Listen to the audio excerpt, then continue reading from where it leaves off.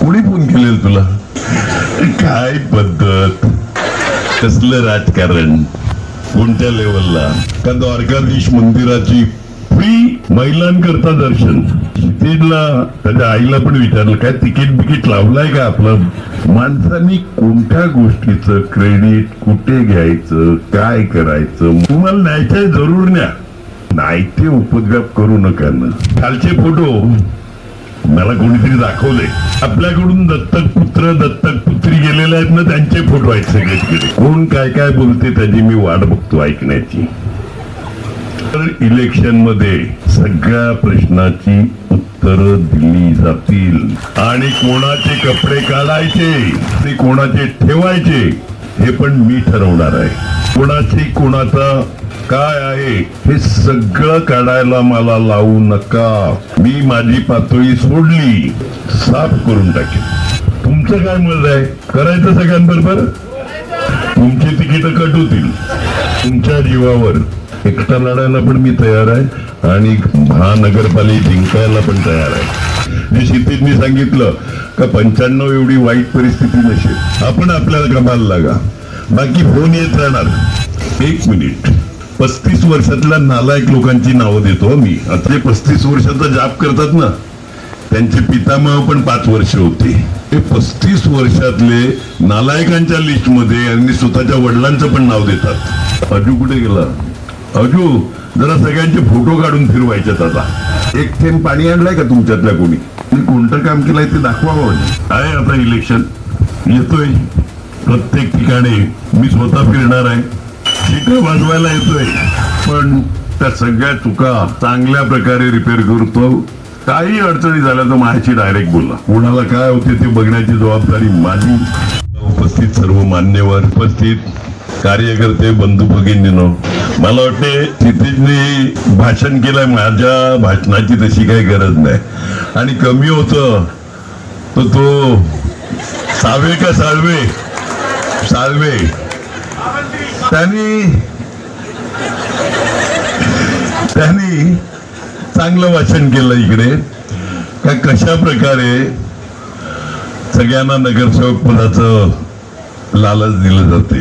मी खरं तर मोठा पक्ष काय जगातला सगळ्यात मोठा पक्ष वगैरे वगैरे वगैरे असं बोललं जाते, पण आपल्याकडून गेलेलेच लोक.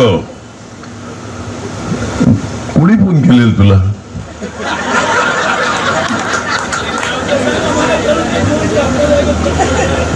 नाही, हिला फोन केलेले तसे तुम्हाला पण आलेले असतील असं विचारलं. आणि सगळ्यात मोठं काय माहितीये का, बाडगा अधिक कडवा असतो.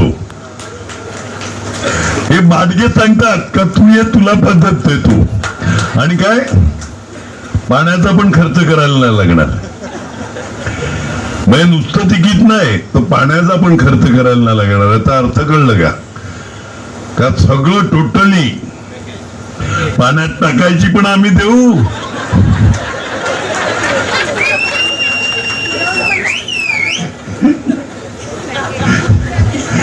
काय पद्धत, कसलं राजकारण, कोणत्या लेवलला, कशाचं राजकारण करायचं? इकडे क्षितिजनी बोलला का द्वारकाधीश मंदिराची फ्री महिलांकरता दर्शन. बस क्षितिजला त्याच्या आईला पण विचारलं काय तिकीट बिकीट लावलाय का आपलं? पिक्चर मोठा आता कोणता तरी एक धुरंधर पिक्चर आलाय. नाही, त्याचं काही 700 ना 800 रुपये तिकीट होतं का? तर फार चांगला आहे असं म्हणतात. मी पिक्चर बघायला कधी जातच नाही. फार चांगला आहे तसं बोललो. आता आपलं पण देऊळ हिट आहे, मग काय चार्जेस वाढवले का? माणसांनी कोणत्या गोष्टीचं क्रेडिट कुठे घ्यायचं, काय करायचं, मंदिर बनवलं कोणी, इच्छा कोणाची, त्याच्याकरता मेहनत करणारे कोण, तुम्हाला न्यायचंय जरूर न्या. सगळ्यांनी त्या मी तर सांगेल का विरोधकांना तो अधिकार नक्कीच असेल, पण नाही ते उपद्व्याप करू नका ना. आणि खालचे फोटो मला कोणीतरी दाखवले, काल मी व्हॉट्सअपवर पण नाही ना, त्याच्यामुळे कोणतरी दाखवतो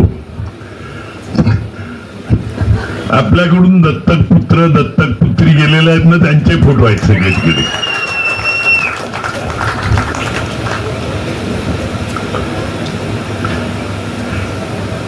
कोण काय काय बोलते त्याची मी वाट बघतो ऐकण्याची. कोण काय काय बोलते ना ते बोलण्याची वाट बघतो. आणि तुमच्या समोर बोललेलं किंवा कोणते व्हिडिओ आलेले ते मला जरूर दाखवा. भर इलेक्शन मध्ये सगळ्या प्रश्नाची उत्तरं दिली जातील. आणि कोणाचे कपडे काढायचे आणि कोणाचे ठेवायचे हे पण मी ठरवणार आहे. साधारणतः आयुष्यामध्ये मला तुम्ही बघितलं असेल भाषण करताना मी विरोधकांचं नाव पण घेत नाही, पण जे बाटलेले बोलतील ना त्या बाटलेले किती कपड्यात आहेत, कोणाची कोणाचा काय आहे हे सगळं काढायला मला लावू नका. मी माझी पातळी सोडली तर साफ करून टाकेन, एवढं स्पष्ट सांगतो.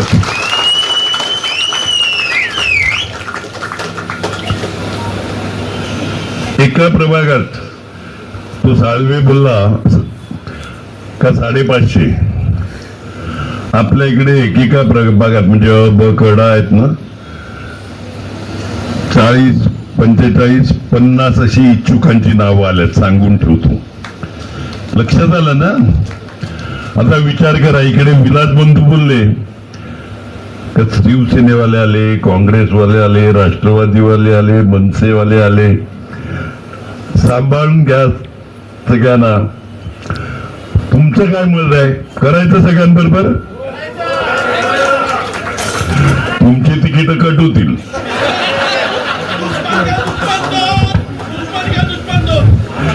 अरे एक दुसरं,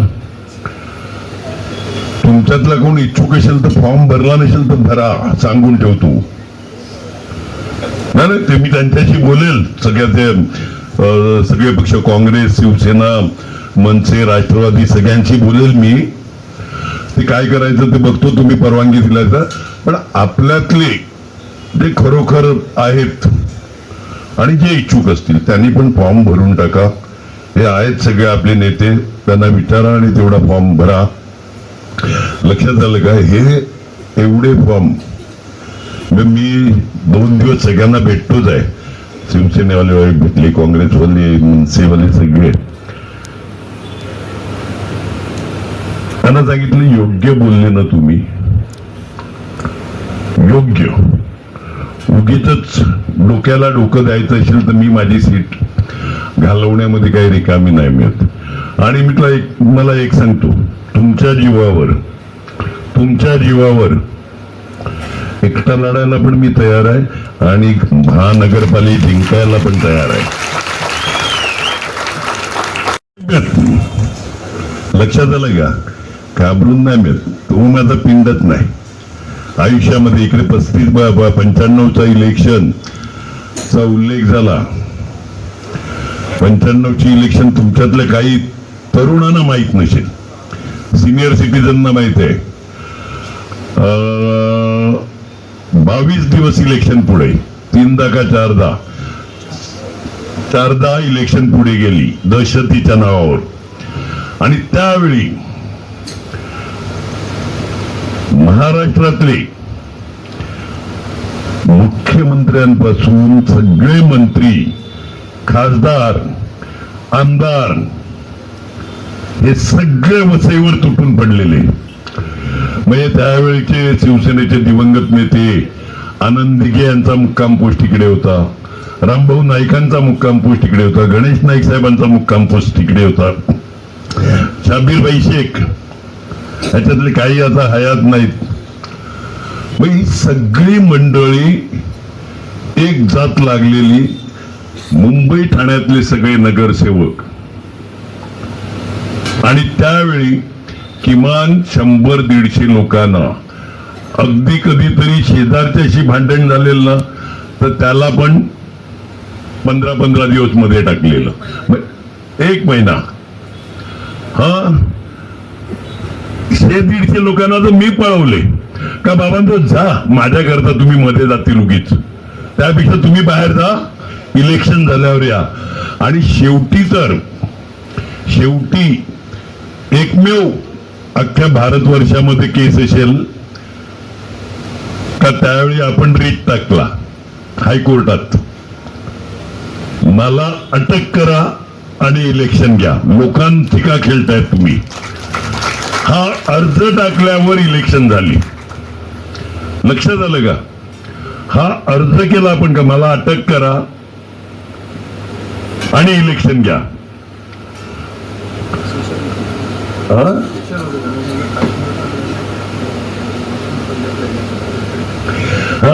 आणि त्यावेळी PN शेषन हे इलेक्शन कमिशनर होते.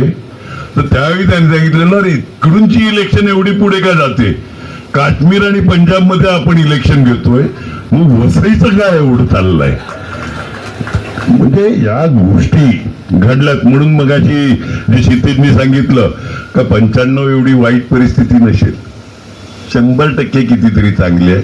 ठीक आहे, आपला थोडा ओव्हर कॉन्फिडन्स नडला आपल्याला. आता ओव्हर कॉन्फिडन्स मध्ये नाही राहायचं, बाकी या सगळ्यांचं काय ते मी बघतो या 2-3 दिवसामध्ये. आपण आपल्या कामाला लागा, बाकी फोन येत राहणार. याचा अर्थ तिकीट मिळालं असं गृहीत धरू नका. इकडे क्षितिजने आता नवीन माहिती दिली का आम्ही राजीनामे देऊ जर यांना तिकीट दिली तर. शेवटी आहेत ना, त्यांनी पण काय झाजमच उचलायची का? इकडे 35 वर्षाचा उल्लेख झाला. 35 वर्षाचा आपला एकदा खासदार होता बळीराम जाधव. हे आपल्या इकडूनचे खासदार कोण कोण होते तुम्हाला माहिती आहे? आमदार कोण कोण होते माहिती आहे? 1 मिनिट.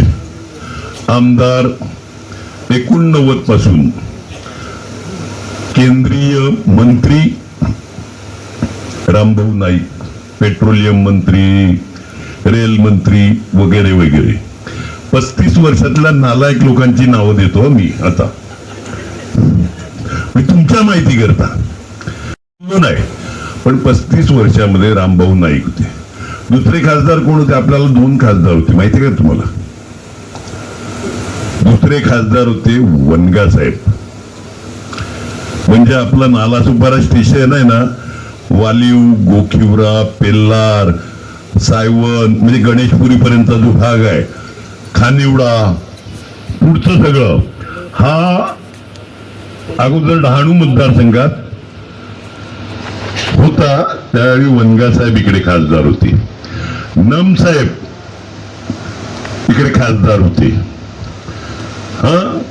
आणि सोपारा स्टेशन सकट सगळा अर्धा तालुका हा त्या मतदारसंघात होता. त्याच्यानंतर सावरासाहेब वाडा मतदारसंघ म्हणजे हा ताचोळा वगैरे, जे आताचे खासदार आहेत त्यांचे पितामह कॅबिनेट मंत्री अगदी 9 पर्यंत ते होते. माझे 35 वर्षाचे पार्टनर सांगतोय मी तुम्हाला. वसंत डावखरे MLC जे होतात का, जे नगरसेवकातून होतात, जिल्हा परिषद सदस्यातून, तसे वसंत डावखरे 4 वेळा होते. रवी फाटक होते शिवसेनेचे. त्यानंतर ग्रॅज्युएट कॉन्स्टिट्युएन्सी मधून होतात. आता निरंजन डावखरे आहे भाजपचाच परत. त्याच्या अगोदर मोडक साहेब होते. त्याच्या अगोदर एक महिला होत्या त्या होत्या. त्यानंतर शिक्षक मतदारसंघ. आता म्हात्रे म्हणून आल्यात. त्याच्या अगोदर परत दुसरे बीजेपीचेच. म्हणजे वसई तालुक्याची जबाबदारी अच्छा, आता जे 35 वर्षाचा जाप करतात ना, त्यांचे पितामह पण 5 वर्ष होते, माहिती असेल ना कोण? म्हणजे 35 वर्षातले नालायकांच्या लिस्ट मध्ये आणि स्वतःच्या वडिलांचं पण नाव देतात. सावरा साहेब स्वतःच्या वडिलांचं नाव सांगतात, स्वर्गवासी. मग किती, अरे बोलताना आता मी, अजू कुठे गेला? अजू, जरा सगळ्यांचे फोटो काढून फिरवायचे. आता लक्षात आलं का कोण कोण कोणत्या पदावर होते? अगदी 90 पासूनचे, 90च्या अगोदर पासूनचे सगळेजण फिरवू. मग तुम्हाला पण कळेल ना या 35 वर्ष. एक थेंब पाणी आणलंय का तुमच्यातल्या कोणी? एक थेंब पाणी, एक थेंब पाणी. ज्या का आणल्या योजना, अडवायचं काम केलेलं ना, पाणी पाणी अडवायचं काम केलेलं. देऊ नये बसलेले उपोषणाला, हो उपोषणाला मोर्चे सगळं काढलं का सूर्याचं पाणी. अरे पालघरचा मी आहे, तुमचं कसलं पाणी? तुम्ही कुठूनच्या तरी आलात, पालघर तालुक्यातून आम्ही इकडे राहायला आलात, बरोबर आहे. आणि माझ्या तालुक्यातलं पाणी माझ्याच या तालुक्यात येते, एवढाच फरक होता. ते चालते तुम्हाला. म्हणजे त्यांचा वैतरणा जी काही धरणं आहे ती सगळी आपलं त्यावेळचा ठाणे जिल्हा किंवा यावेळचा पालघर जिल्हा, ह्याच्यामध्ये त्याला मुंबईला दिलेलं चालते, पण तिकडून पाणी वसईला आणि अर्धे पालघर डहाणूवालेच विरारमध्ये राहतात, बरोबर की नाही? पालघर डहाणूवालेच राहतात इकडे, पण इकडे हा आणि समुद्राला चालणार पाणी. म्हणजे या दांतीची लोक यांनी कोणतं काम केलंय ते दाखवावं ना. बाकी आहे आता इलेक्शन येतोय, प्रत्येक ठिकाणी मी स्वतः फिरणार आहे. एक ना एक वॉर्ड, एक ना एक एरिया. माझ्या इलेक्शनला नसेल फिरला, क्षितिजच्या इलेक्शनला नसेल फिरला, तेवढा अख्ख्या तालुक्यात सकाळपासून रात्रीपर्यंत शिट्या वाजवायला येतोय. शिट्या वाजवायला येतोय, त्याच्यामुळे ती काळजी नसावी. इकडे